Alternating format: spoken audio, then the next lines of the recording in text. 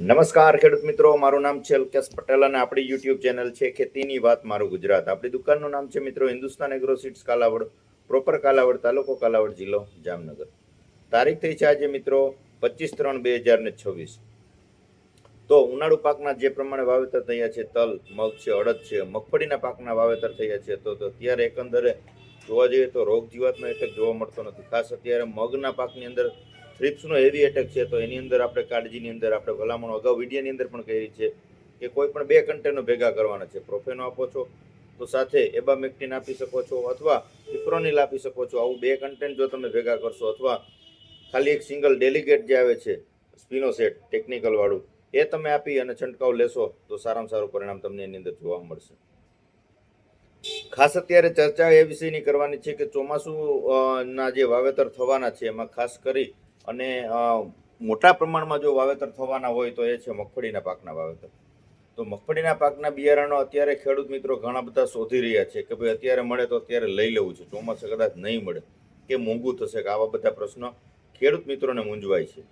તો ખરેખર જો તમે ચોમાસું પાકનું વાવેતર કરવાના હોય તો કોઈ બિયારણની શોર્ટેજ થવાની નથી. તમારે જે ઈચ્છા હોય એ બિયારણ મળી જ રહેવાના છે.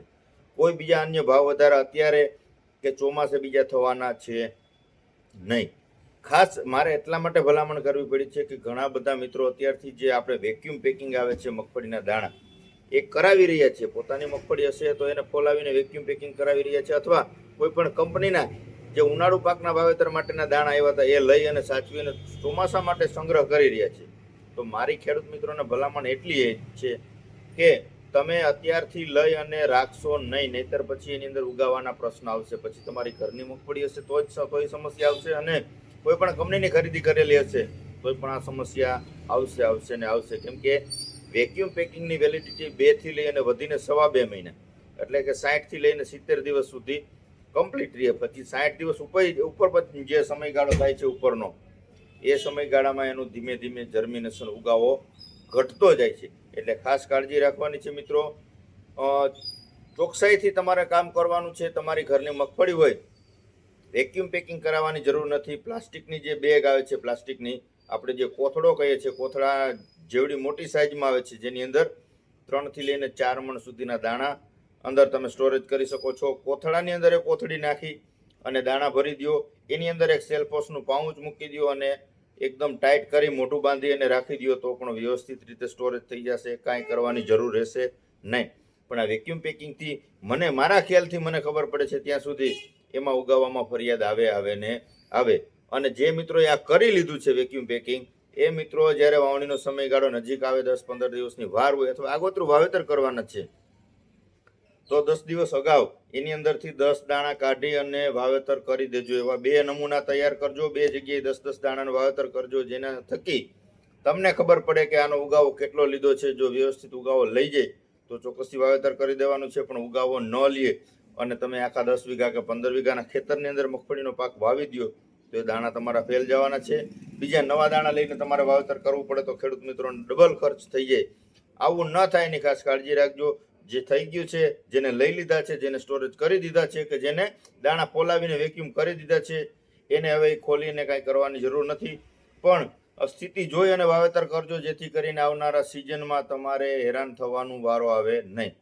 ચોક્કસથી એનો ઉગાવો વ્યવસ્થિત ઉગાવો લઈ લઈએ તો એની અંદર આપણે વાવેતર કરી જ દેવાનું છે. બીજી ચર્ચા એ કરવાની છે, અને ખાસ આની ભલામણ એવી છે કે તમે જ્યાંથી ખરીદી કરો છો, તમારે જે કોઈ વેરાયટીની ભલામણ છે તો એ વેરાયટી તમારા નજીકના સેન્ટરમાં તમે જ્યાં એગ્રો ધારક પાસેથી ખરીદી કરો છો ત્યાં નોંધણી કરાવી દેશો કે ભાઈ મારે આ કંપનીના આટલા દાણા જોઈએ છે, તો તમને એ આસાનીથી મળી શકશે. બાકી આપણે પણ જ્યારે દાણાની સપ્લાય ચાલુ થશે ત્યારે ચોક્કસથી વિડીયો બનાવશું, અને જે વેરાયટી જોશે બધી વેરાયટી આપણી પાસે હાજરમાં મળી રહેશે.